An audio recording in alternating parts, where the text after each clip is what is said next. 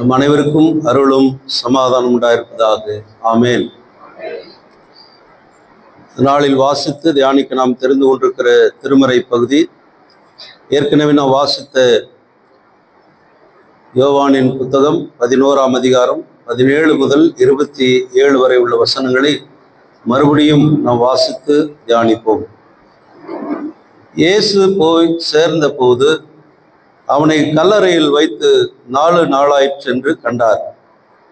பெத்தானியா எருசலேமுக்கு சமீபம், ஏறக்குறைய 2 மைல் தூரம் இருக்கும்.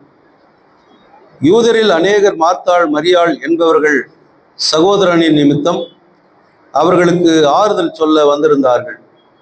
இப்படி இருக்க இயேசு வருகிறார் என்று மார்த்தாள் கேள்விப்பட்டு அவரை சந்திக்க போனாள்.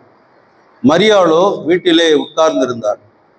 மார்த்தாள் இயேசுவை கண்டு, ஆண்டவரே, நீர் இங்கே இருந்தீரானால் என் சகோதரன் மரித்திரான்.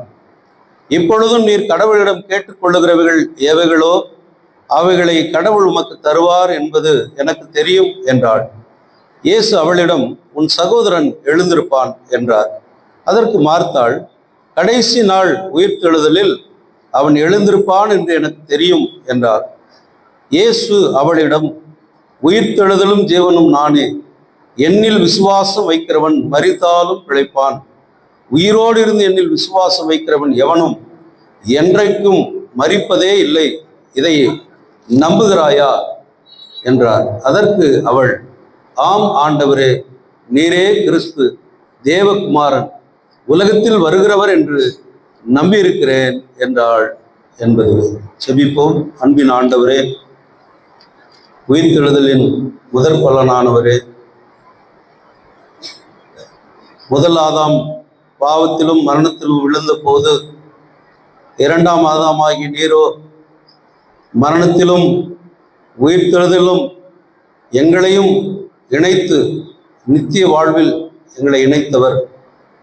விண்ணக வீட்டின் மேன்மையை உணரும்படியான ஒரு நிகழ்வை இந்த பகுதியிலே நாங்கள் வாசித்திருக்கிறோம். இதை தியானிக்க இருக்கிறோம். நீர் வந்து எங்கள் மத்தியில் பேசும். நாங்கள் கேட்டு அதன்படி நடக்க அருள் புரியும். இயேசுவின் நாமத்தில் பிதாவே, ஆமேன். உட்காருவோம். கிறிஸ்து இயேசுக்குள் அன்பான உடன் விசுவாசிகளே, இந்த ஒரு சந்தினுடைய 5வது ஞாயிற்றுக்கிழமையிலே உங்களை இயேசுவின் நாமத்தில் நான் வாழ்த்துகிறேன். இன்னும் ஒரு 10 நாள் இயேசுவினுடைய உயிர்த்தெழுதலுக்கு நாம் கொண்டாடுவதற்கு நெருங்கி கொண்டிருக்கிறோம்.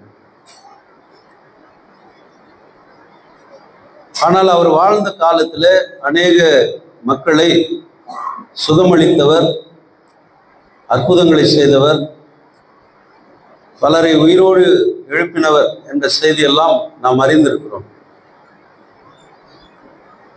ஆண்டவர் செய்த பல அற்புத அடையாளங்களில் இப்பொழுது நாம் வாசித்து கேட்ட அந்த லாசருவின் உயிர் பெற்றெழுதல் நிகழ்வு 7வது அற்புதம். யோவான் புத்தகத்தில் இருக்கிற அற்புதத்தில் இது 7வது அற்புதம். முதல் அற்புதம் என்ன? ரைட், 100க்கு 110 மதிப்பெண்கள் உங்களுக்கு. 2வது அற்புதம் என்ன?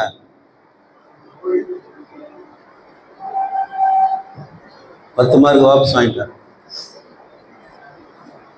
100க்கு அதிபதியுடைய வேலைக்காரன் 4வது அதிகாரத்தில் இருக்கிற அது 2வது அற்புதம். 3வது அற்புதம் என்னன்னா, ஒரு பெருநோய் உற்ற ஒருவனை அவனுடைய பிணியை தீர்க்கிறது. அது 5ஆம் அதிகாரத்தில் இருக்கிறது. அடுத்து 4வது அடையாளம் என்னன்னு சொன்னா, 5 அப்பம் 2 மீன் கொண்டு 5000 மக்களுக்கு போஷித்த அந்த நிகழ்ச்சி. அது 6வது அதிகாரத்தில் இருக்குது. 5வது அற்புதம் என்னன்னு சொன்னா, பிறவி பார்வை எழுதும். கடந்த வாரத்தில் நாம் தியானித்தோம் இல்லையா, 9ஆம் அதிகாரத்தில். இன்றைக்கு 6வது அடையாளம், மரணத்திலிருந்து ஒரு மனிதனை இயேசு ஆண்டவர் உயிர்த்தெழச் செய்கிறார் என்ற ஒரு 6வது அற்புதத்தை நாம் பார்க்கிறோம். 7வது அற்புதம் சொன்னோம் இல்லையா, எருசலேம், யூதேயா இந்த பகுதியிலே இயேசு ஆண்டவருடைய ஊழியம் இருக்கிறது. அங்கே நீங்கள் பார்ப்பீர்கள், எவ்விரு மகளை உயிரோடு எழுப்பினார்.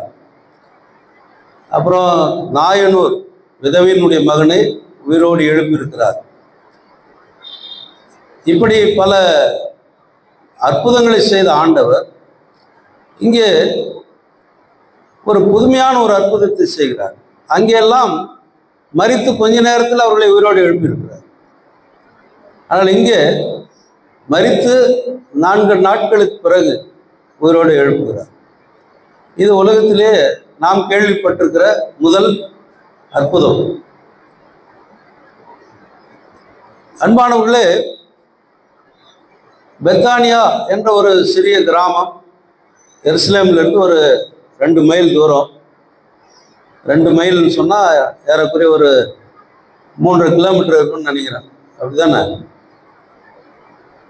2 மைல்னா ஒரு 4 கிலோமீட்டர் அப்படின்னு வச்சுக்கலாம். 1.5 கிலோமீட்டர் 1 மைல். அதுதானே கணக்கு? ஆமாம், 1 கிலோமீட்டர் 3/4 மைல். அப்போ 1.5 கிலோமீட்டர் வந்து ஒரு மைல், 2 மைல் தூரம். அவ்வளோ டிஸ்டன்ஸில் அவர் இயேசு இருக்கிறார். அப்போ அவரால் நேசிக்கப்பட்ட ஒரு குடும்பம் அந்த ஊரில் இருக்கு. 2 சகோதரிகள், ஒரு சகோதரர், மார்த்தாள், மரியாள், அவருடைய சகோதரன் லாசர். இந்த சிறிய குடும்பத்தில் இயேசு ரொம்ப நெருக்கமானவர். அடிக்கடிக்கு அந்த பக்கம் போகிற பொழுதெல்லாம் அவர்கள் வீட்டில் போய் உணவு அருந்துவதும், அவர்களோடு அன்பு பாராட்டுவதும், அங்கே ஓய்வு எடுப்பதும் அவருடைய வழக்கமான ஒரு பாணியாக இருந்தது. இப்பொழுது ஒரு குடும்பத்தில் ஒரு பெரிய துன்பம். லாசரு இப்பொழுது நோய்வாய்ப்பட்டு மரண தருவாயில் இருக்கிறார். இயேசு ஆண்டவருக்கு செய்தி அனுப்புகிறார். நீர் அதிகமாய் நேசிக்கிறவன் சுகவனமாய் இருக்கிறான், நீர் வரும்படி அன்போடு அழைக்கிறோம் என்று ஆள அனுப்புகிறார். இயேசு ஆண்டவர் உடனே அங்கே போல, இன்னும் 2 நாள் அங்கேயே தங்கியிருக்கிறார். ஒருத்தர் நோய்வாய்ப்பட்டு இருக்கிறாருன்னு சொன்னால் உடனே போகணும், அதுதானே அழைப்பு கொடுத்துருக்குறாங்க, உடனே வாங்க அப்படின்றோம். மரண தருவாயில் இருக்கிறவர்களுக்கு சொந்தக்காரங்களுக்கெல்லாம் சொல்லி அனுப்பிடுங்கன்றாங்க இல்லையா? சொந்தக்காரங்க என்ன பண்ணுவாங்க? நமக்கு ஒரு செய்தி வருது, கொஞ்சம் சீக்கிரம் வாங்க அப்படின்னா என்ன பண்ணுவோம்?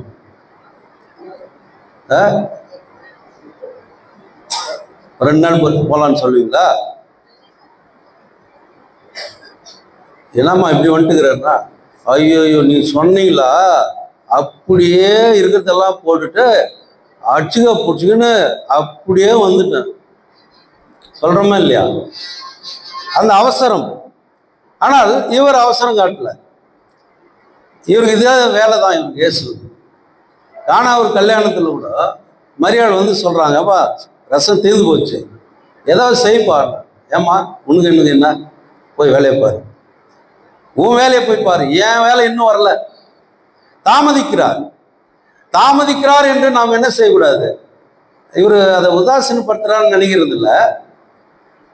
அங்கே சீடர்கள் இடத்துல அவர் சொல்லுகிறார், என்ன சொல்லுகிறார்? என்னுடைய சிநேகிதன் லாசரு அவன் நித்திரையா இருக்கிறான் அப்படின்றார். அவன் நித்திரையா இருக்கிறான். 2 நாள் கழிச்சு இப்போ அவருக்கு தெரியுது அவன் மரணம் அடைந்து விட்டான் அப்படின்னு தெரிஞ்சு போச்சு அவருக்கு உள்ள உணர்வு சொல்லிடுச்சு. இப்போ புறப்படுங்கள் என்று சொல்லுகிறார். ஒரு துன்ப வீட்டிற்கு போகிற பொழுது நாம மிகவும் அவசரமாய் போகிற நேரத்தில் அதே அவசரத்தில் நம்ம சொல்லுவோம், மழை வர மாதிரி இது, சீக்கிரம் எடுத்துருங்க, சீக்கிரம் எடுங்க. அவங்கவுங்க போய் பொழப்பாகிறது இல்லையா? இங்கேயே உட்காந்து முடியுமா? சீக்கிரம் எழுப்புங்க போகலாம். அண்ணாத்துக்கு தான் ஒருத்தன் வந்து சொல்லுவான், அது எப்படி நீ போடலாம் கோடி துணி, நான் தான் போடணும். அப்புறம் இன்னொருத்தர் சொல்லுவான், இல்லை நாங்கள் தான் போடணும், நாங்கள் தான் என் பங்காளி, நாங்கள் தான் போடணும். இப்படி சண்டை நடந்தவே இருக்கும். ஒருத்தர் கூட போய் வாங்கினார மாட்டான். அதுக்கு பிறகு ஒருத்தர் சொல்லுவார், இப்படியே பேசியிருந்தாங்க பொழுது போயிரும்பா, நீ போய் சீக்கிரம் ஏதோ ஒரு முடிவு பண்ணி எடுத்துன்னு அங்கே போயிட்டு சரி சரி இங்கே இருங்க, நாங்கள் போயிட்டு வாங்கிட்டு வரோம் அப்படின்ட்டு இவங்க போயிடுவாங்க. போயிட்டு வாங்கிட்டு வந்து எல்லாம் உங்களுக்கு தெரியுமா அரசாங்க சட்டம் என்ன தெரியுமா? சூரியன் மறையறதுக்குள்ள தாலி கட்டிடணும், சூரியன் மறையறதுக்குள்ள பணத்தை அடக்க பண்ணிடணும். இதுதான் கவர்மெண்ட்டினுடைய ரூல். எதையாவது நம்ம ஃபாலோ பண்றோமா சொல்லுங்க? சாயங்காலம் கல்யாணம் நடத்துறீங்களா, ஏதாவது ஃபாலோ பண்றோமா? நம்ம சர்ச்சில் எப்போ ஒன்று நடக்குது, அது ஒன்றும் பிரச்சனை இல்லை. பல கல்யாணத்துக்கு நான் போறேன், ஆம்பூருக்கு மற்ற கிராமங்களுக்கு போறேன். நான் 5 மணிக்கு கல்யாணம் போட்டிருப்பாங்க. மாப்பிள்ளை எங்கப்பா சொல்லுவார், அவர் வந்து பியூட்டி பார்லர். ஏன் மாப்பிள்ளை ஏன் போகணும், ஒன்று தானே போகணும். அப்படி இப்படின்னு ஒரு வழி 6:30 மணிக்கு வந்துடுவார் மாப்பிள்ளை. பொண்ணு எங்கப்பா, இன்னும் அங்கே தான் இருக்குது, பியூட்டி பார்லர் தான் இருக்குது. நல்லா அந்த புள்ளை அப்படியே கெடுத்து பேய் மாதிரி வரும் அந்த புள்ள. யோசித்து பாருங்க, என்ன அது பொண்ணு போட்டோவில் வேற மாதிரி இருந்துச்சு, இப்போ நேரில் வேற மாதிரி இருக்குதுன்னு மாப்பிள்ளை தண்ணீரிடுவான். இது காலம் தாழ்த்தி கடைசியில் வர மொய்யெல்லாம் போயிடும். நிறைய பேர் போயிருப்பாங்க, லேட் ஆயிடுச்சு போயிடுவாங்க. கால தாமதம் நாம செய்யக்கூடாது, ஆண்டவர் செய்யலாம். ஏனென்றால் அவருடைய கால தாமதத்திற்கான காரணம் இருக்கிறது. அது என்ன காரணம்? அவர் சொல்லுகிறார், லாசரு நித்திரையா இருக்கிறான் என்று சொன்னால் அது மரணத்துக்கு ஏதுவானது அல்ல, அது இறைவனுடைய மகிமைக்கு ஏதுவானது என்று சொல்லுகிறார். அப்படியானால் ஏதோ ஒன்று நடக்க போகிறது. அப்ப சீடர் இடத்துல சொல்றாரு, நம்ம போலாம் வாங்க. அப்போ ஒரு சம்பாஷணை, சின்ன ஒரு சம்பாஷணை நடக்குது அவங்களுக்குள்ள. பகலை பற்றி இரவை பற்றி பேசுறாரு. முடித்த பிறகு கட்டாயம் போய் தான் ஆகணும் அப்படின்ற நிலைமையில, ஏன் ஆண்டவரே இப்போதானே அந்த ஊர்ல இருந்து நம்மளை கல் எடுத்து கொலை பண்ண வந்தாங்க. இதுல நீங்க யோவான் 10:35 பார்த்தீங்கன்னா, நானும் பிதாவும் ஒன்று அப்படின்னாரு. பிதாவும் நானும் ஒன்றுன்னு உடனே கல் எடுத்துனா எல்லாரும், ஏய் யாவே தான் எங்க பிதா, மோசேயின் கடவுள் தான் எங்க பிதா, நீ உன்னைய கடவுள் என்ற எதை நிமித்தம் கல் எடுத்தார்கள்? ஆண்டவர் கேட்கிறாரு, ஏன்பா நீ எதுக்கு கல் எடுத்துக்கிறீங்கன்னு சொல்லு, எந்த காரணத்துக்காக என்ன கல் எடுத்து அடிக்கிட்டு வரீங்க? நீ செஞ்ச போதனை பற்றி இல்லையா, நீ தேவதூசனம் சொல்ற, உன்னை நீ கடவுள் என்று சொல்லுகிறாய், அதனால்தான் உன்னை அடிக்கிறோன்றான். அங்கிருந்து அவர் விலகி வந்தார். இப்ப சீடர்களுக்கு பயம், ஏம்பா இப்பதான் கல் எடுத்து அடிச்சான், நம்ம திருப்பி எதுக்கு அங்க போனோம்? இல்லை நம்ம போகணும், வா, லாசருவை நான் உயிரோடு எழுப்ப வேண்டும். உண்மையை அங்கதான் போட்டு ஓடுகிறார். உண்மையை அங்க சொன்ன உடனே ஏற்கனவே ஒரு ஆள் இருக்கிறாருல, நமக்கு சந்தேக புத்தி உள்ள ஒருத்தர் அந்த கூட்டத்துல, சீடர்களுடைய கூட்டத்துல, திதுவு எனப்பட்ட தோமா அவர் பேரு. அவர் சொல்றாரு, சரிடா அவரோட சாகரத்துக்கு போலாம் வாங்க, அவரோட போய் சாவும், நாம செத்து போவோம் வாங்க. இறந்தவனை உயிர் பிழைக்க செய்கிறேன் என்று வார்த்தையில சொல்லிட்டார். அவர் சொல்லி அவர்கள் என்ன செய்யல, விசுவாசிக்கல. அவரை கூட இருந்தவர்கள் நம்பல. தண்ணீரை திராட்சை ரசமா மாற்றினார், 100க்கு அதிபதியுடைய வேலைக்காரனை சுகமாக்கி இருக்கிறார். இவ்வளவோ பார்த்தவர்கள் அவரை என்ன செய்யல, நம்பவே இல்லை, விசுவாசிக்கல. இவர்தான் உலகத்தினுடைய இரட்சகர், விடுதலையாளர், மேசியா என்பதை அவர்கள் ஏற்றுக்கொள்ள மனம் இல்லை. ஏன்னா யூதர்களுடைய பழக்கமே அதுதான், மோசேயினுடைய சட்டத்தை கையில பிடிச்சின்னு வாழ்றவங்க. அதனால அவங்களுக்கு அது இல்லை. இப்ப இந்த சீடர்களும் அதற்கு விதிவிலக்கானவர்கள் அல்ல, அவர்களும் சொல்லுகிறார்கள். ஆனால் இயேசு ஆண்டவர் அங்கே போகிறார், இவர்களை அழைத்து போகிறார். அங்க போகும்போது என்னென்ன நடந்துச்சுன்ற நிகழ்ச்சி எல்லாம் உங்களுக்கு தெரியும். ஊருக்கு வெளியே அவர் போறாரு. கேள்விப்பட்ட மார்த்தாள் என்ன செய்றாங்க, மரியாளும் மார்த்தாளும் வந்து அவரை சந்திக்கிறாங்க, பேசுறாங்க, எல்லா பேச்சுவார்த்தை நடக்குது. இப்போதான் அந்த நம்ம வாசித்த அந்த பகுதிக்கு நம்ம போறோம். அவர் வந்து சேரும்போது எத்தனை நாள் ஆயிருக்கு? 4 நாள் ஆயிடுச்சு.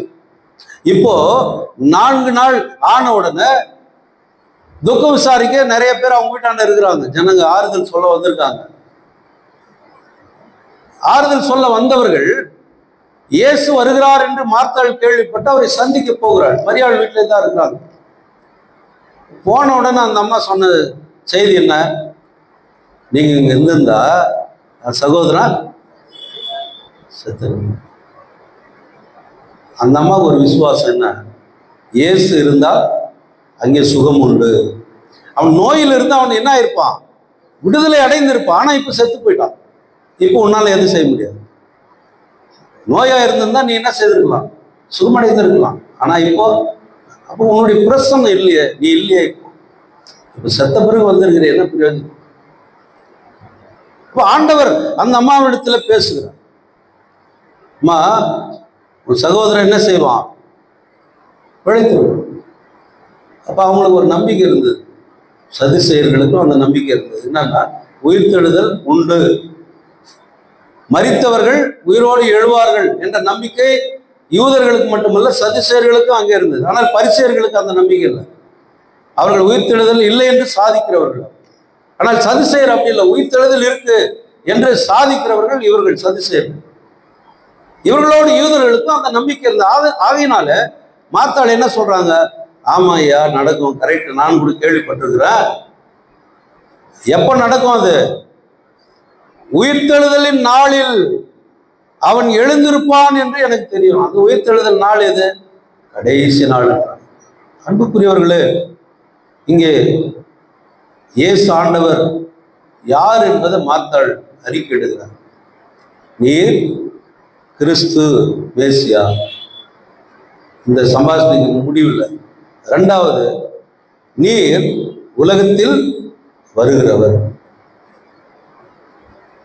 இப்ப மரணத்தின் மீது அதிகாரமுடைய இயேசு ஆண்டவர் மேசியாவின் காலத்தில் இதெல்லாம் நடக்கும் என்றது அவருடைய நம்பிக்கை. இப்ப மேசியா இவர்தான் என்பதை இப்ப யார் இடத்துல சொல்லி இருக்கிறார் ஆண்டவர்? யார் இடத்துல சொல்லி இருக்கிறாரு? போன வாரம் செய்தி, அது முந்தின வாரம் செய்தி, 2 பேர்கிட்ட சொல்லி இருக்கிறார். யாரு? சமாரிய பெண்ணிடத்திலும் இந்த பிறவி பார்வையிழந்த மனுஷத்துல அவர் சொன்னாரு, உன்னோடு பேசி கொண்டிருக்கிற நான் தான் அப்படின்னு சொன்னாரு. அவர்கள் விசுவாசித்தார்கள், ஏற்றுக்கொண்டார்கள். யோவான் சுவிசேஷத்தினுடைய கடைசி அதிகாரத்துல கடைசியா சொல்றதுன்னு இந்த புத்தகம் எழுதப்பட்டதனுடைய நோக்கத்தை சொல்றாரு. என்ன நோக்கம்? இயேசுவே தேவனுடைய குமாரன் என்று விசுவாசிக்கும்படியாக தான் இந்த புத்தகம் எழுதப்பட்டது. அப்ப யோவான் ஸ்நானகன் இதை பதிவு செய்கிற பொழுது லாசருடைய மரணம் இயேசுவை சிலுவையில் அழைத்து செல்வதற்கான ஒரு ஆயத்தம் என்பதை பதிவு செய்கிறார். இப்போ அதுதான் பக்கத்துல இருக்கு. எருசலேமுக்கு 2 மைல் தூரத்தில் தான் இருக்குது அது. இப்போ அடுத்து எங்க தான் போகணும்? அவரு எருசலேமுக்கு தான் போக போறாரு. அங்கே லாசரு தன்னுடைய மரணத்தில் ஆண்டவருடைய மகிமை, கடவுளுடைய மகிமை அங்கே வெளிப்பட போகிறது. மைந்தன் மகிமைப்படுத்தப்படுகிறார், அதன் வழியாய் தந்தையும் மகிமைப்படுத்தப்படுகிறார் என்பது இந்த ஆசிரியருடைய நோக்கமாக இருக்கிறது. அது மட்டுமல்ல, யூதேயாவுக்கு போகும் வாருங்கள் என்பது அவருக்கு தெரியும். அடுத்து நடக்கிறது என்ன நிகழ்ச்சி? நம்மளை அங்க சிலுவையில் தூக்க போறாங்க. இதுதான் நடக்குது. ஏன்னா நானே கடவுள்னு சொல்லிட்டார், நான் தான் மேசியான்னு சொல்லிட்டாரு. உக்கிர கோபத்தில் அவங்க இருக்கிறாங்க. இப்போ என்ன கோபத்தில் இருக்கிறாங்க?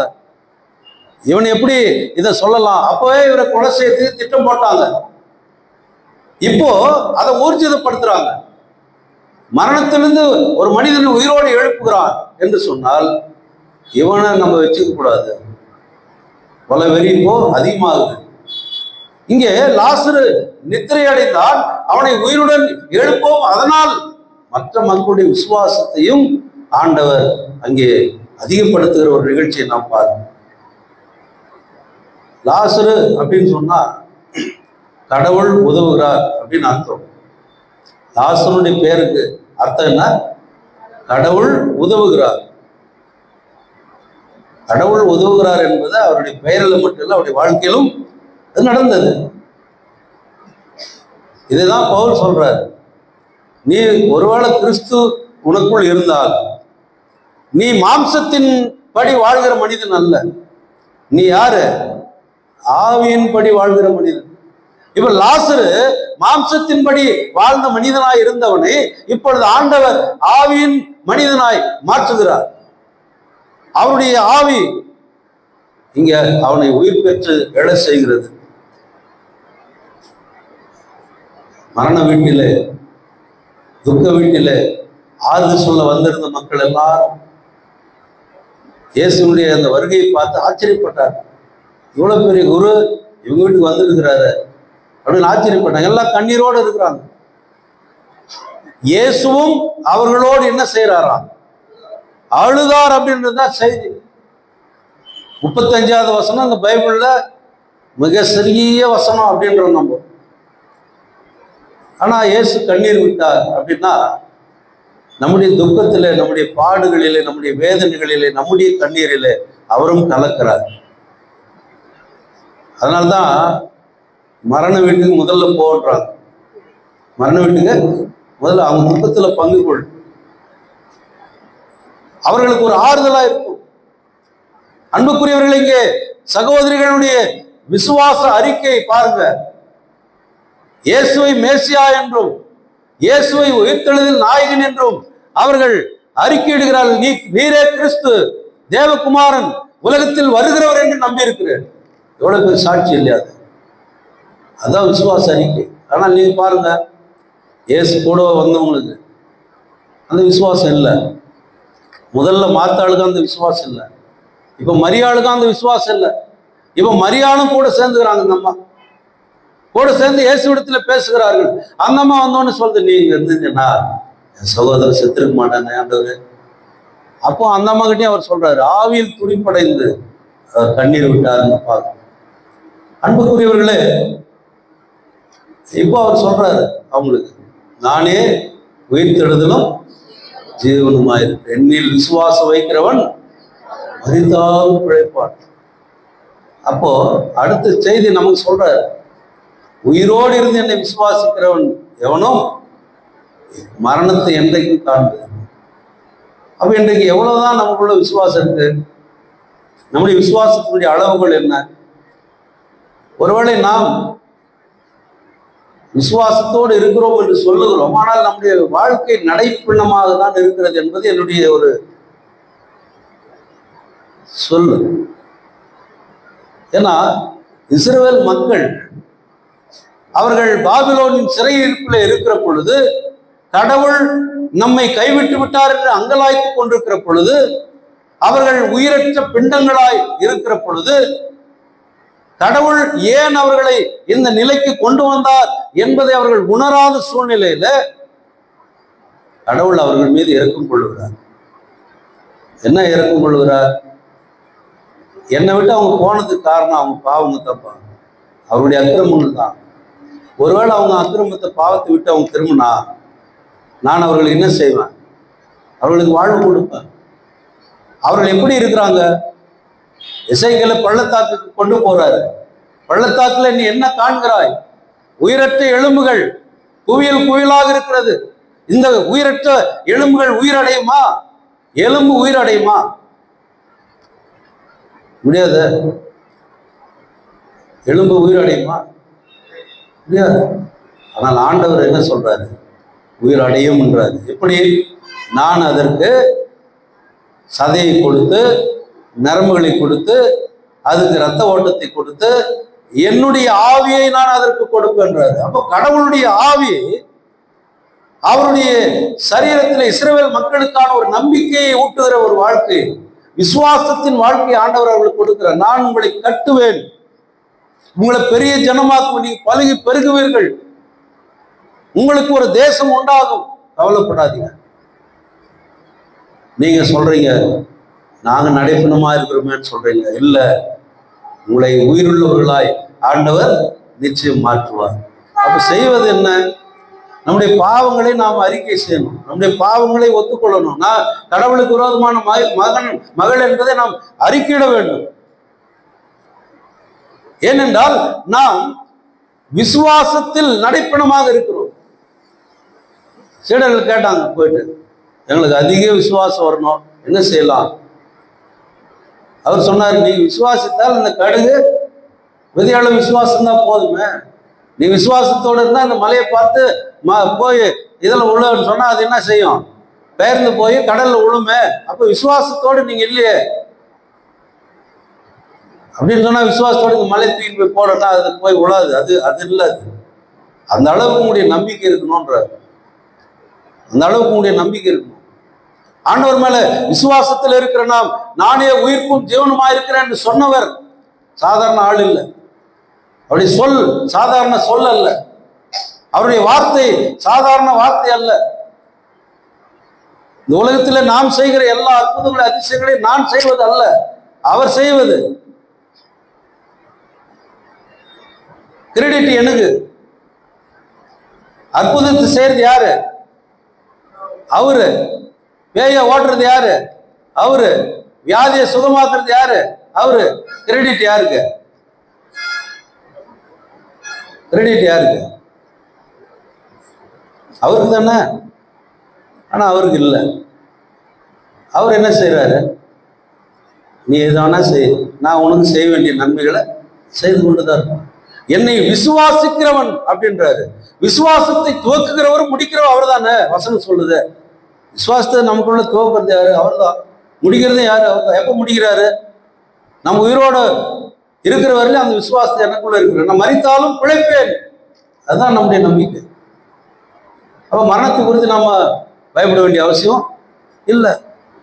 யோபு அழகா சொல்றாரு, என் தோல் முதலானவர்கள் அழுகி போனாலும் அசை இல்லாதவனாகவே என்னுடைய கடவுளுடைய சமூகத்தை நான் தரிசிப்பேன் என்றார். அது என்ன சமூகம்? அது இன்ப சமூகம்ன்றாரு. அப்ப நான் வாழ்கிற சமூகம் எப்படிப்பட்டது? அது இன்ப சமூகம் இல்லை, அது துன்ப சமூகம். நம்மை சூழ்ந்திருக்கிற விசுவாசத்தின் காரியங்களை நமக்கு குறைவுபடுத்துகிற காரியங்கள் தான் நம்ம சுற்றில இருக்கு. நம்ம விசுவாசத்திற்கு அதிகமா போற காரியங்கள் இருக்கிறதா? காரணம் என்ன தெரியுமா? நாம் மாம்ச சிந்தை உள்ளவர்களாகவே இருக்கிறோம். இன்னும் அவர் சொல்றாரு, மாம்ச சிந்தை உள்ளவனா இருந்தா நீ மாம்சத்துக்குரியவளை தான் சிந்திப்ப. நீ ஆவிக்குரிய சிந்தையுடையவனா இருந்தால் நீ ஆவிக்குரியவர்களை சிந்திப்பாய். ஆவிக்குரியவர்கள் யாரு? கடவுளால் பிறந்தவர்கள், கடவுளுடைய பிள்ளைகள், இயேசு கிறிஸ்துவால் மீட்கப்பட்டவர்கள், அவருடைய இரத்தத்தினாலே நாம் மீட்டு கழுவி சுத்திகரிக்கப்பட்டவர்கள், அவருடைய உயிர்த்தெழுதலின் சாயலிலே இணைக்கப்பட்டவர்கள். அதுதான் இயேசு ஆண்டவர் இந்த நிகழ்வுகள் வழியாய் நமக்கு சொல்லுகிற ஒரு அழைப்பாக இருக்கிறது. இயேசு ஆண்டவர் பல இடத்துல கண்ணீர் விட்டார். அதெல்லாம் நமக்கு முக்கியமா இல்லை. கெத்செமனே தோட்டத்துல அவர் கண்ணீர் விட்டு ஜெபிக்கிறார். எருசலேமுக்கு போகும்போது எருசலேமை பார்த்து கண்ணீர் விட்டார். எருசலேமே எருசலேமே, கோழி தன் குஞ்சுகளை காக்கிறதை போல நான் உங்களை எப்படியெல்லாம் காப்பாற்றினேன், தீர்க்கதரிசிகளை அனுப்புனேன், ஒன்னே போனீங்க. என்னுடைய ஊழியர்களை அனுப்பினேன், அவர்களை கல்லெறிந்தே கொன்றீர்கள். இப்ப இறுதியா யார் வர்றது? நானே வர, என்னையும் நீங்கள் கொல்ல போகிறீர்கள். அப்போ அழுத, எருசலேமுக்காக அழுகிறார். இன்னைக்கு உங்களுக்காக எனக்காக ஒரு அழுகிறார், கண்ணீர் வடிக்கிறார். நம்முடைய துக்கங்களில் அவர் பங்கு கொள்ளுகிறார். நம்முடைய பாடுகளிலே, நம்முடைய வேதனைகளில், நம்முடைய வறுமைகளிலே, நம்முடைய கடன் பிரச்சனைகளிலே, நம்முடைய துக்கமான சூழ்நிலைகளிலே, எல்லா இழப்புகளின் மத்தியிலும் கூட ஆண்டவர் நம்மோடு இருக்கு. அவருடைய இருப்பு, அவருடைய பிரசன்னம் நம்மோடு இருக்கிறது. அதுதான் என்னுடைய விசுவாசம், அதுதான் என்னுடைய நம்பிக்கை. அந்த விசுவாசத்தின் மேலே கட்டப்பட்ட மக்களாய் நாம் இருக்க வேண்டும். அவர் மரணத்தின் மீது அதிகாரம் உடையவர். நாலு நாள் யூதர்களுக்குள்ள ஒரு நம்பிக்கை இருந்தது. என்ன தெரியுமா?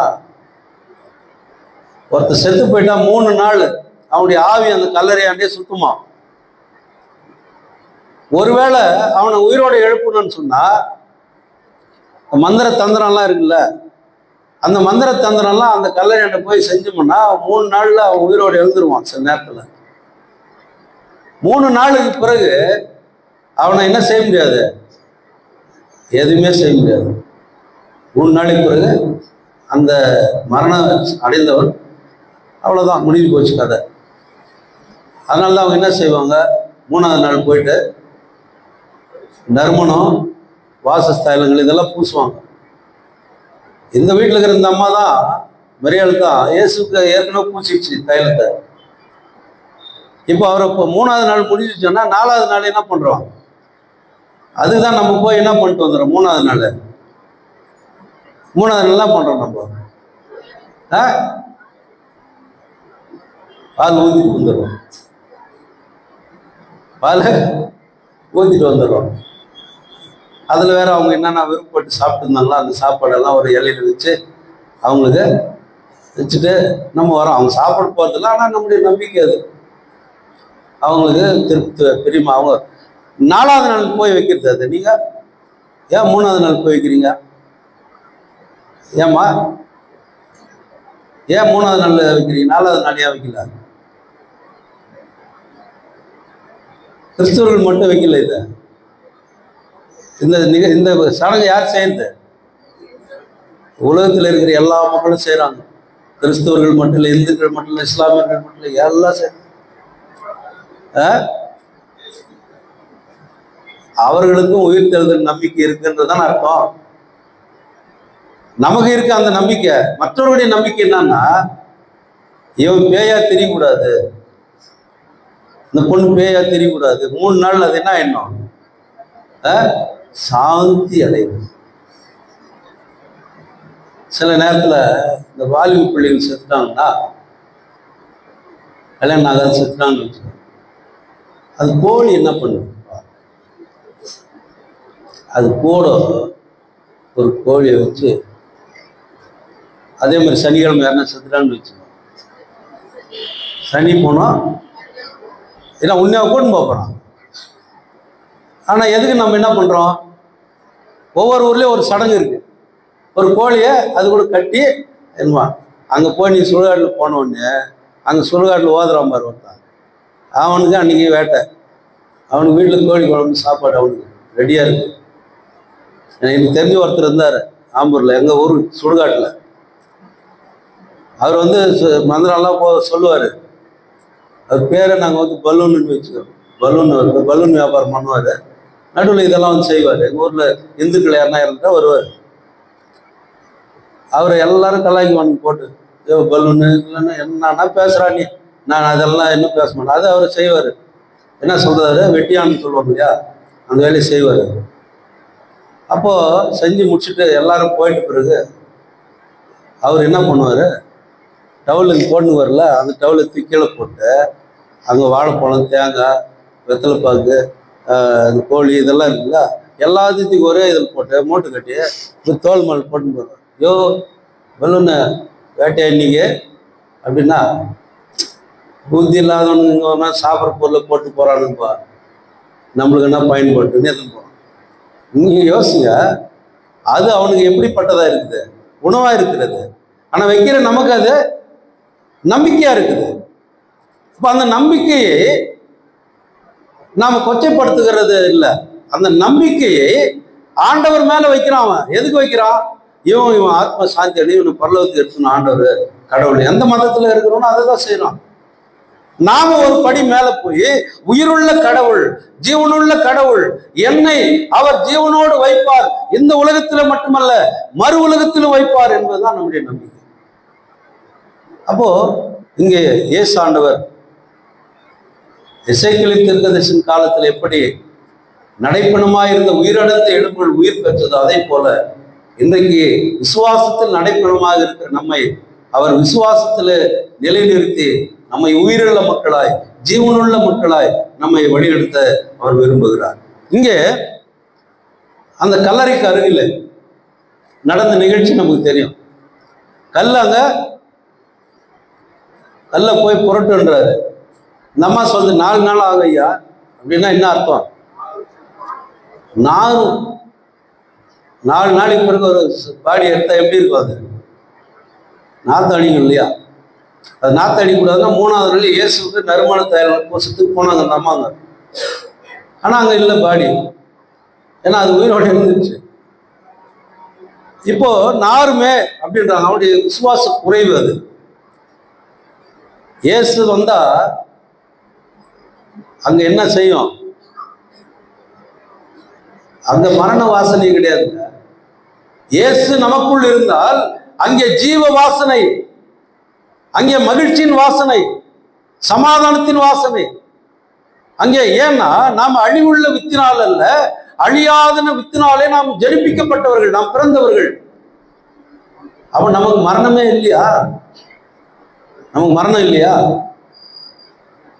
மரணம் இருக்கா இல்லையா? நமக்கு இருக்கா இல்லையா? இருக்கு. ஆனால் அது மரணம் அல்ல, அது நித்திரை. அது நித்திரை. ஆண்டவர் ஒரு நாள் வரப்போகிறார். இங்க துக்கத்திற்கு அடையாளத்தை சொல்ற ஆண்டவர் அதே பவுல அப்போஸ்தலன் அங்க என்ன சொல்றாரு? நீங்க மரித்தவர்களின் நிமித்தமாக மற்ற மக்களை போல நீங்கள் துக்கித்து அறிவில்லாதிருக்க எனக்கு மனமில்லை என்ற. துக்கிக்க வேண்டாம். ஏன்? அன்பின் நிமித்தமா துக்கப்படலாம், ஆனால் விசுவாசத்தின் நிமித்தமாக நாம் துக்கப்பட வேண்டியதில்லை. ஏன்னா இயேசு ஆண்டவர் எப்படி மரித்து உயிர்த்தெழுந்தாரோ அதை போல அவரை விசுவாசிக்கிறவரும் என்ன செய்வாங்களா? உயிரோடு எழுப்பப்படுவார்கள். அப்போ உயிரோடு நாம் எழுப்பப்படுகிறோம்னு நமக்கு ரொம்ப சந்தோஷமாயிடும். பரவாயில்ல, நம்ம மீண்டும் இந்த என்ன பண்ணலாம், நம்ம வீட்டுக்கு வந்துடலாம், மீண்டும் நம்ம ரம்ஜான் பிள்ளையை கொடுத்த சாப்பிடலாம், மீண்டும் நம்ம என்ன செய்யலாம், நகை வாங்கிக்கலாம். ஆனால் அது இல்லை. ஏன்னா இதுவே இல்லை, எதுவே இல்லை, பூமியே இல்லை, பூமியும் அழிந்து போகுது, எல்லாம் அழிந்து போகுது. அப்போ எது மட்டும்தான் இருக்கு? பரலோகன்றது மட்டும்தான் இருக்கு. ஆண்டவரோடு நம்ம இருப்போம். நேற்று கூட ஆல்பர்ட் ஐயா சொன்னார் இல்லையா, நம்ம பரலோகத்தில் போய் அல்லையிலே பாடின ஆண்டவரோடு இருப்போம், அவ்வளோதான். அங்கே கொள்வினையிலையும் கொடுப்புனையும் இல்லை, அங்கே பசி இல்லை, வெயில் இல்லை, தாகம் இல்லை, உஷ்ணம் இல்லை, அங்கே எதுவுமே இல்லை, எல்லாம் சந்தோஷமான ஒரே சூழல் மட்டும்தான். அங்கே யாரும் துக்கம். ஏன்னா ஆண்டவர் தாமே அவர்கள் கண்ணிலிருந்து வடிகிற கண்ணீர் யாவற்றையும் துடைப்பார். வெளிப்படுத்தும் விசேஷம் 21ஆம் அதிகாரத்தில் சொல்றாரு, உன் கண்ணில் வர தண்ணியெல்லாம் நான் துடைப்பேன். எல்லாம் இங்கேயே அழுது முடிச்சிருங்க. உங்க கண்ணீர், வேதனை, பாடு எல்லாம் இங்கே முடிஞ்சு போச்சு. ஆண்டவருடைய வீட்டிலே அது எதுவுமே இல்லை. அப்போ கடவுளுடைய மகிமையை மட்டும்தான் நாம் பிரஸ்தாபப்படும் இல்லையா? அப்போ அங்க அந்த மகிமையின் ஆண்டவரை நாம் அண்டி சேருவதற்கான விசுவாசத்தை நாம் நமக்குள் வளர்த்து கொள்ள வேண்டியவர்களாயிருக்கும். அது அவருடைய வாழ்க்கையே நம்ம பின்பற்றினா போதும். இயேசு ஆண்டவருடைய வாழ்க்கையை பின்பற்றினா போதும். இங்க லாசரு உயிரோடு எழுப்புறதுக்கு முன்னாடி அந்த அம்மா என்ன சொல்லுது? மாத்தாளு, நீ கடவுள்கிட்ட கேட்டேன்னா கடவுள் செய்வாருன்னு எனக்கு தெரியும். என்ன ஒரு நம்பிக்கை பார்த்தீங்களா? அது விசுவாச குறைவு தான் அந்த அம்மா. ஆனால் அந்த அம்மா ஒரு நம்பிக்கை ஸ்டேட், அதுதான் விசுவாச அறிக்கை. அசைக்க முடியாத ஸ்டேட்மெண்ட் அது. அந்த ஸ்டேட்மெண்ட்ல தான் ஆண்டவர் அங்கே கல்லறைக்கு வெளியே நின்று சொல்றாரு, பிதாவிடத்துல ஜெபம் பண்றாரு. நாம் செய்ய வேண்டியதுன்னா அந்த ஜெப வாழ்க்கை ரொம்ப முக்கியம். பிதாவிடத்துல ஜெபிக்கிறார். இயேசு ஆண்டவர் தந்தையோடு உறவிலே இருக்கிறார். எந்த நிகழ்ச்சி நடந்தாலும் சரி தந்தை இடத்துல கேட்கிறார். ஆண்டவருடைய நாமத்தை மகிமைப்படுத்துவதற்கென்றே அவர் இருக்கிறார்.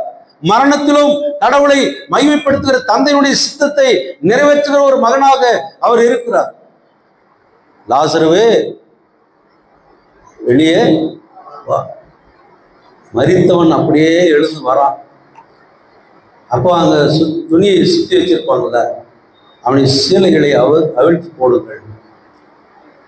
அவிழ்த்து போனான். உயிருள்ளவனாய் வந்து நிற்கிறான். ஜனங்களுக்கெல்லாம் ஆட்சி, ஒரே ஷாக். எல்லாரும் இப்படி 4 நாளுக்கு பிறகு எப்படி உயிரோடு எழ முடியும்? இது என்ன மந்திர தந்திரமா? என்ன அற்புதம் இது நடந்தது? வேற ஒண்ணுமே இல்லை, கடவுளுடைய வார்த்தை வல்லமை.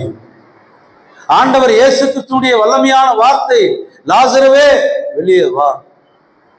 அந்த வார்த்தை இங்கு செத்த போனமும் கீழ்படியுதுங்க. அந்த வார்த்தைக்கு செத்த பணமும் கீழ்படுகிறது. இன்னைக்கு நாம செத்த பணங்களாக இருக்கிறோமா? நம்முடைய விசுவாசம் எப்படி இருக்கிறது? ஒருவேளை நடைப்பணங்களாக வாழ்ந்து கொண்டிருக்கிறோமா? ஜீவன் உள்ளோர் தேசத்தில் நான் நடப்பேன் சொல்றாரு. எங்க சங்கீதக்காரன்? எங்க? கர்த்தருடைய முன்னிலையில் அப்படின்றாரு. அப்ப கர்த்தர் இருக்கின்ற இடத்துல அது ஜீவன் உள்ளோர் தேசமா இருக்கிறது. நமக்கு அவர் இல்லாத இடத்துல அது ஜீவன் உள்ளோர் தேசமா இருக்காது. அது ஒரு மரண வீடு மாதிரிதான் இருக்கு. அப்ப இன்றைய அவசியம் என்ன? அவர் என்னோடு இருக்க வேண்டும். அவர் நம்மோடு இருக்கிறார். அவர் இருந்தால் நமக்கு எந்த நோயும் இல்லை, வியாதி இல்லை, வருத்தம் இல்லை, கவலை இல்லை, கஷ்டம் இல்லை, கண்ணீர் இல்லை, ஏன் மரணமே இல்லை. அதனால்தான் ஒரு கிறிஸ்துவனுக்குள் ஒருவன் மரித்தால் இது முதல் அவனை என்ன எழுதுன்றாரு, பாக்கியவான் என்று எழுது அப்படின்றாரு. அவன் கிறிஸ்துவுக்குள் மரித்தால், அப்ப கிறிஸ்துவுக்குள் நான் மரித்தால் அப்படிக்கூட யாரோ ஒரு அந்த வசனத்தை சொன்னாங்க 1:15, நீ கிறிஸ்துவுக்குள் இருந்தால் புதிய சிருஷ்டி, நீ பழைய மனுஷன் இல்லை, பழைய மனுஷனை நீ கலந்து போடு. அப்ப நீ யார்? இப்போ உயிர்த்தெழுதலின் முதற் பலனாகி இயேசு கிறிஸ்துவனுடைய உயிர்த்தெழுதலுடைய முதல் சாட்சியா நீர் இருக்கிறார். நீங்களும் நான் இருக்கிறோம். முதல் பெண்மணி வந்து சொன்னாங்க, அவங்க இல்லை. இடத்துல போய் சொன்னாங்க, அவர் அங்கே இல்லை. இன்றைக்கு இயேசு அங்கே இல்லை. எங்கே இருக்கிறார்? எங்கே இருக்கிறார்? அவர் சொல்லிதான் நம்ம வாழணும். ஏன் பெருமை சொல்லி வாழ்றதுல அர்த்தம் இல்லை. என்னுடைய நற்செயல்களை சொல்லி நான் வாழ்றதுல அர்த்தம் இல்லை. நான் மிகப்பெரிய ஊழியக்காரன் சொல்வதில் அர்த்தம் இல்லை. நான் அவருடைய அடிமை, அவருடைய உயிர்த்தெழுதலுக்கு நான் சாட்சி. வேற எதையும் ஆண்டவர் எதிர்பார்க்கல. நீ விசுவாசத்தோடு வாழ். நிறைய மக்கள் வந்தாங்க, கேட்டாரு, என்ன செய்யணும் உங்களுக்கு? சுகம் அடையணும் ஐயா. அது நான் சுகம் கொடுப்பேன்னு விசுவாசிக்கிறியா? ஆமாங்க, நாங்கள் விசுவாசிக்கிறோம். அப்போ உன் விசுவாசத்தின்படி உனக்கு நடக்கட்டும். போ. ஆண்டவர் மேல விசுவாசத்தோடு நீ எதை கேட்டாலும் நான் உனக்கு அதை தருவேன் என்று சொல்லி இருக்கிறாரு. சும்மா இல்லை, வெற்று வார்த்தைகள் இல்லை, அது வல்லமையுடைய வார்த்தையா இருக்கிறது. அப்ப அந்த வார்த்தைக்கு தான் நாம் இன்றைக்கு கீழ்ப்படிந்து உள்ள மக்களாய் மாற வேண்டும். ஆற்றல் உள்ள அவருடைய வார்த்தை என்னுடைய வாழ்க்கையில இருக்க வேண்டும். சாவின் மீது அதிகாரம் உடையவர். காற்றையும் கடலையும் அதட்டினார். இயற்கையின் மீது அதிகாரம் உடையவர். நம்ம மேல மட்டும்தான் அவரால் அதிகாரம் செலுத்தவே முடியல. உண்மையா இல்லைங்களா? நம்ம மேல அவரை அதிகாரம் செலுத்தவே முடியல. ஏன்னா அவர் இரக்கம் உள்ளவர், அன்புள்ளவர். என் பிள்ளைங்க தப்பு பண்றாங்க, என் பிள்ளைங்க தீய வழியில் எடுக்கிறாங்க. நான் இந்த வருடத்துல யோனா புத்தகத்தின் இருந்த அந்த செய்தியை தான் நான் எல்லா சபைகள்லையும் சொல்லிட்டு வரேன். இப்போ வெள்ளிக்கிழமையில எல்லாம் சர்ச்சுக்கு போறல அந்த செய்தியை தான் சொல்லிட்டு வரேன். அந்த செய்தியில ஒரு சுவாரஸ்யமான விஷயம் என்னன்னா, யோனா போய் அந்த ஊர்ல சொல்லிடுறான், நினைவே பண்ணதில்ல, இப்போ அவங்க ஊரு அழிப்போகுது. எப்போ? 40 நாளுக்கு பிறகு அழிப்போகுது. அழிக்கணும்னு முடிவு பண்ணிட்டார் ஆண்டவர். உடனே அழிச்சிடணும் இல்லையா? அழிக்கணுமா இல்லையா? அழிக்கணும் முடிவு பண்ணிட்டாருங்க. எப்போ அழிச்சா என்ன ஆகுது? ஏன் 40 நாள் டைம் கொடுக்குறாரு? அவர் பொறுமை உள்ளவர், நீடிய சாத்தம் உள்ளவர். அப்ப அவங்க திரும்புறதுக்கான வாய்ப்புகளை கொடுக்குறாரு ஆண்டவர். அவர்கள் விசுவாசிப்பதற்கான வாய்ப்புகளை கொடுக்குறாரு. இதை கேள்விப்பட்ட ஜனங்க என்ன செய்தாங்க தெரியுமா? கடவுளில் நம்பிக்கை வைத்தார். கடவுளில் நம்பிக்கை வைத்தார். எந்த கடவுள்ல? யோனா வந்து சொன்னார் பாரு, யோனாவின் கடவுளின் மீது நம்பிக்கை வைத்தார்கள். ஏன்னா அவர்கள் இஸ்ரவேல் ஜனங்கள் அல்ல, இஸ்ரவேலின் யாவேவை வழிபடுகிற மக்களும் அல்ல. அவர்கள் இஸ்ரவேலர்களுக்கு எதிரான மக்கள். எப்படிப்பட்டவங்க தெரியுமா? அவங்க அசிரியாவினுடைய தலைநகரம் தான் அந்த நினிவே பட்டணம். இன்னைக்கு ஈராக்னு ஒரு தேசம் இருக்கு இல்லையா, அதுதான் நினிவே பட்டணம். இந்த அசிரியர்கள் யாரு? ஏசாயா 10ஆம் அதிகாரத்துல 5வது வசனத்துல சொல்றாரு, என் கோபத்தின் கோலாகிய அசிரியா அப்படின்றாரு. என் சினத்தின் கோலாகிய அசிரியா. கடவுளுக்கு கோபம் வச்சேன்னா அவர் கோலை எடுத்து என்ன பண்ணுவாரு? பிள்ளைகளை அடிப்பாரு. இந்த பிள்ளைங்க யாரு? இஸ்ரவேல் மக்கள். அசிரியா யாரு? கடவுளுடைய கோபத்தின் கோல். அப்பப்போ எடுத்து அவங்களை அடிப்பாரு. அவங்க திருந்துவாங்க, ஆண்டவரை கூப்பிடுவாங்க. அப்போ ஆண்டவர் மட்டும் இறங்கி வருவார். சரி, நான் உங்களை விடுதலை. இப்போ அசிரியாவை விட்டுட்டாரு கடவுள். இப்போ ஈரான் தகவல் சொல்லிக்கிறாரு, கொஞ்சம் போய் ஒரு 2 அடி அவங்க. இப்போ ஈரான்காரன் என்ன பண்றான், போட்டு தாக்கி நிற்கிறான். இஸ்ரேலுக்கு அடி கூட யார் சேர்ந்துக்கிறது? நாட்டாம்கார் ஒருத்தர் இருக்கிறார், அவர் வராரு. இப்போ நாட்டாம்கார் விலகிறாரு. ஐயா என்னை விட்டுருங்க, இந்த பிரச்சனைகள்லாம் என்ன போனால் எங்கள் ஊரில் எரிபொருள் இல்லாத போயிடும். அப்புறம் மற்ற நாடுகள் எதுவும் சப்போர்ட் பண்ணல.